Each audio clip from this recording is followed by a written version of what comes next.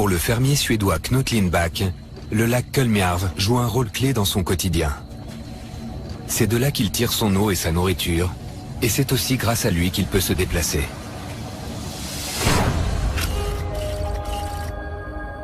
Knut était propriétaire d'une petite ferme près des berges du lac Kulmjärv. Il avait du bétail et cultivait ses propres légumes. C'était quasiment un mode de vie autarcique. Le jeune Björn est prêt à aider son père pour les corvées journalières. On était 1 an après la guerre. La population tentait de retrouver un semblant de normalité. Je me suis rendu à Luleå, à l'extrême nord de la Suède, pour m'entretenir avec Knut Lindbäck et pour qu'il me raconte ce qui s'était passé.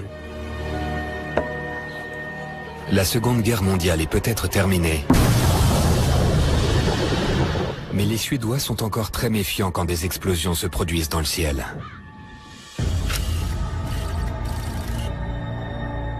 En 1946, l'URSS a soif de domination mondiale.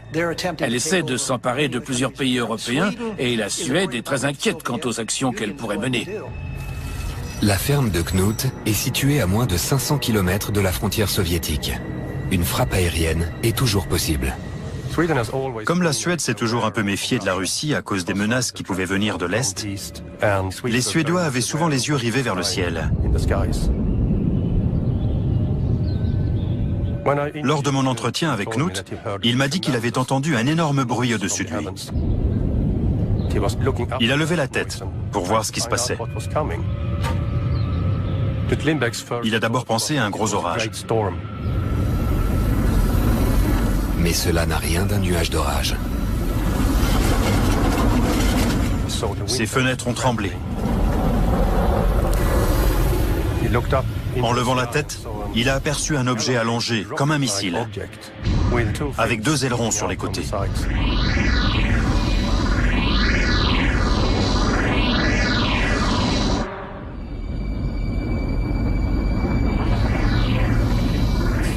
Les souvenirs de la guerre, et notamment les bombes V1 lancées par les nazis sur la Suède, étaient encore dans toutes les mémoires. Mais ces missiles avaient pour cible les grandes villes. Kulmjärv est au milieu de nulle part.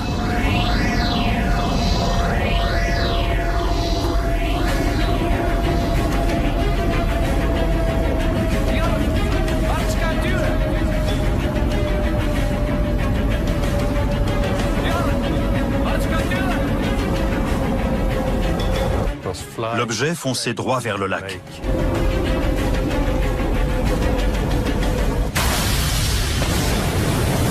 Une onde de souffle génère des répercussions violentes.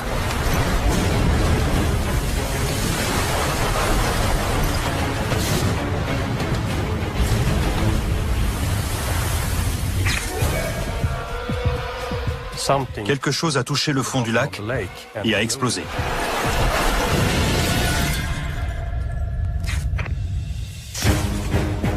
Dans la campagne suédoise, un objet mystérieux fonce droit sur la ferme de Knut Lindbäck.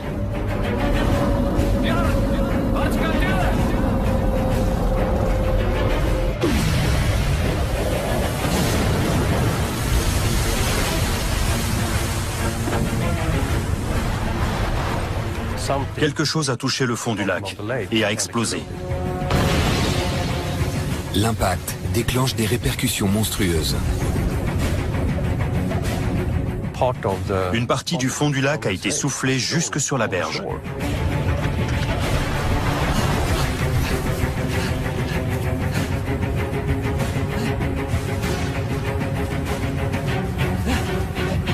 Bien. Är du okej? Är du okej? Knut croit qu'ils viennent d'être attaqués par un missile V1. Knut Lindbäck, comme beaucoup de Suédois, savait ce qu'étaient les missiles V1. Les missiles V1 ressemblaient à des avions avec une grosse nacelle porte-roquettes sur le dessus. En général, ils filaient droit. C'est un peu ce qu'on appellerait un missile de croisière aujourd'hui. Mais selon le témoignage de Knut, l'objet ne ressemblait pas à un missile V1. La description qu'il m'en a faite était on ne peut plus étrange. L'objet n'avait pas un nez pointu comme on aurait pu s'y attendre, mais plutôt un nez arrondi. Le fermier décide de ramer jusqu'au point d'impact. Il m'a raconté avoir été très chamboulé par cette histoire, tout en étant curieux de savoir ce qui s'était écrasé dans le lac. Après une telle collision, Knut s'attend à retrouver des morceaux de métal éparpillés sur le lit du lac.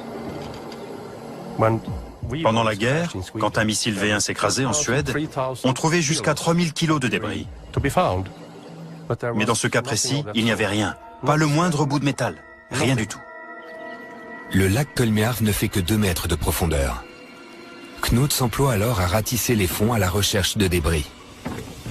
Si un objet suffisamment lourd et suffisamment rapide tombe dans un lac, il y a de fortes chances qu'il s'enfonce dans la vase au fond du lac.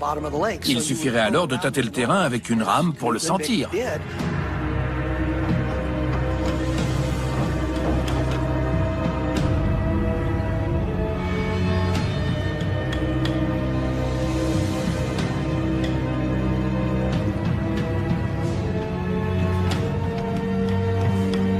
Mais il n'y a aucune trace d'un quelconque débris.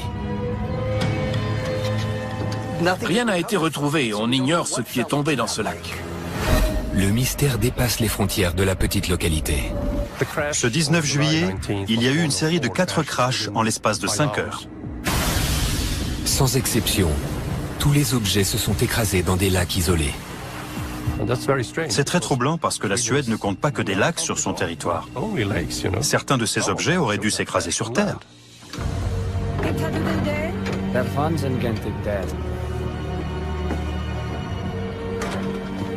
Pour moi, ça reste une énigme. Je ne l'explique pas. Ça n'a rien à voir avec un missile. On n'arrive toujours pas à relier ça avec quelque chose de connu.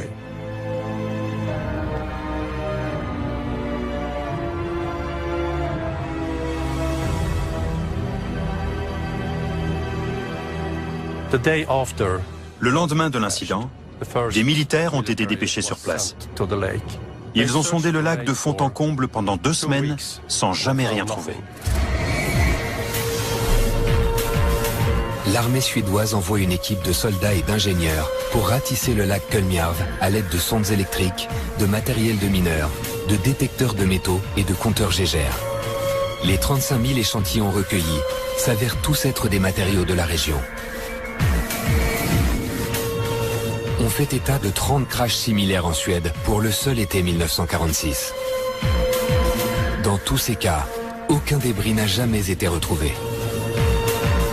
Étant donné qu'ils ne laissent aucune trace derrière eux et que leur identification est impossible, ces objets mystérieux sont classés en tant que missiles fantômes par l'armée suédoise.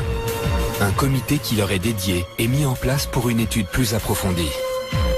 Si les chercheurs estiment que certains de ces missiles fantômes sont des météorites, d'autres, comme celui du lac Kolmjärv, restent inexpliqués.